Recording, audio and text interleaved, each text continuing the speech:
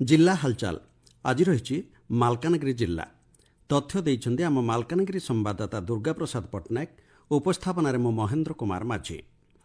चाषीमानक खर्च कम करने जमीर आवश्यकता को नहीं सार व्यवहार करने अधिक अमल और चाषीमानक रोजगार वृद्धि करने उद्देश्य केन्द्र सरकार द्वारा गत 2015 मसीह आरंभ कर मृत्तिका स्वास्थ्य कार्ड योजना।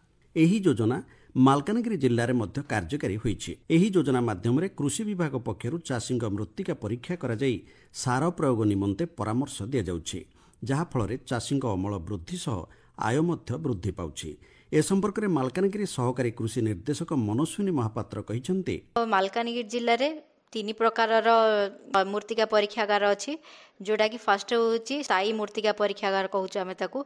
आउ गोटे हूँ आमर भ्राम्यमाण मूर्तिका परीक्षागार, आउ गोटे अच्छी आमर ग्राम्य मूर्तिका परीक्षागार। मोबाइल सॉइल टेस्टिंग वैन गाँ गाँ बुलिकी सॉइल टेस्टिंग करके सेठी आपणकर सॉइल हेल्थ कार्ड डिस्ट्रीब्यूशन करके आसिबे। ग्राम्य मूर्तिका परीक्षागार सेटा आमर मालकानगिरी जिल्ला रे 3टी अच्छी। गोटे हूँ आपणकर गौड़गुड़ारे, आउ गोटे हूँ पांड्रीपांड्रे, आउ गोटे हूँ आपणकर चित्रकोंडारे। सेमाने चाषी मानकर फील्ड रु सॉइल सैंपल कलेक्शन करिकी सेमाने टेस्टिंग करिवे, आउ सॉइल हेल्थ कार्ड चाषी मानकु जोगै देबे। स्थायी मूर्तिका परीक्षागार अछि, सेटा आपणकर मालकानगिरी जिल्ला रे अवस्थित अछि। सेमाने एठी 10,000 रो 12 प्रकार रो टेस्टिंग करा जाउ अछि माटीर। ए सबु ऑनलाइन पोर्टल माध्यम रे होछि। पोर्टल माध्यम हेला पर आमे सॉइल हेल्थ कार्ड चाषी मानक पाखकु जोगै दउछु। 2015 मसीहारु हमर ए 2024 पर्यंत हमर टोटल 1,10,269 जन चाषी को आमे सॉइल हेल्थ कार्ड ओडिशा सरकार प्रदान करि अछंती।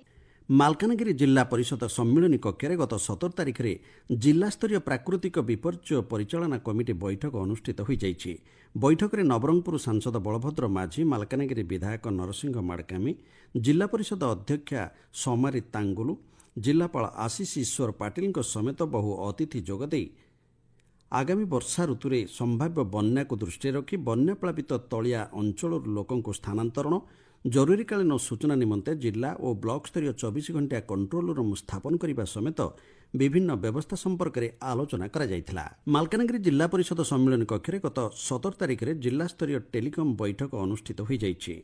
नवरंगपुर सांसद बलभद्र माझी अध्यक्षतार अनुष्ठित बैठक में जिलार स्वाभिमान अंचल, बंडा घाटी और पड़िया भली अंचल मोबाइल नेटवर्क सुदृढ़ सह दुर्गम अंचल किभली अविरत मोबाइल नेटवर्क सेवा मिल पारिबो एवं जनसाधारण तुरंत मोबाइल नेटवर्क सेवा को हाथ पाहांतारे पाई पारिबे ताहा उपरे आलोचना करा जायथिला। मालकानगिरी जिला सदर महकुमा स्थित आईएमएसटी स्कूल निकट में पौर परिषद और ओडिशा क्षुद्र शिल्प निगम पक्षरु गत 19 तारिख में आदर्श श्मशान उद्घाटित हो जाइछे। तृणमूल स्तर लोकों आवश्यकता अनुଯାयी अविश्रांत भावे आईनगत सहायता जोगाइले निश्चय सफलता पाइब बोली ओडिशा हाईकोर्टर विचारपति शशिकांत मिश्र प्रकाश करिसेंते। मालकानगिरी जिला कोर्ट कम्प्लेक्स सम्मिलनी कक्ष जिला बार एसोसिएशन पक्षर आयोजित तृणमूल स्तर में वकिलाती और गोष्ठी संपर्क संपर्कित एक आलोचना चक्र में मुख्य अतिथि भाव जोगदे से यह प्रकाश करिसेंते। मालकानगिरी जिलापाल कार्यालय परिसर में गत 3 तारिख में अबकारी विभाग पक्षर निशा निवारण निमंते एक सचेतनता रथ उद्घाटित हो जाइछि। अतिरिक्त जिलापाल साधारण सोमनाथ प्रधान शुभारंभ करिसेंते। एही रथ जिले में युवपीढ़ी समेत जनसाधारण मध्य निशा निवारण पर सचेतनता सृष्टि करिबो बोली अतिरिक्त जिलापाल प्रकाश करिसेंते। मालकानगिरी ओसवान हॉल ठारे आभासी माध्यम मुख्यमंत्री मोहन चरण माझी द्वारा गत 3 तारिख में स्वयंचालित जान चालना परीक्षण व्यवस्था शुभारंभ होइछि। एहा मोट 1,16 लाख टंका व्यय निर्माण करा जायथिबा बेले एहा द्वारा वर्तमान केवल दक्ष चालकों को ड्राइविंग लाइसेंस मिल पारिबो। मालकानगिरी जिला माथिली ब्लॉक स्थित मिशन शक्ति गृह परिसर में गत 7 तारिख में ब्लॉक स्तरीय सुभद्रा शक्ति पारंपरिक खाद्य प्रतियोगिता कार्यक्रम में माथिली गोष्ठी उन्नयन अधिकारी प्रमोद कुमार बेहेरा जोगदे एहार उद्देश्य संपर्क में आलोकपात करथिले। एही कार्यक्रम में ब्लॉक 13टी स्वयं सहायक गोष्ठीर महिला माने प्रतियोगिता रे अंशग्रहण करथिले। जिला हालचाल आज पई एतिकी। आसंता काली जिला हालचाल ले सुनिबे मयूरभंज जिला संपर्क रे।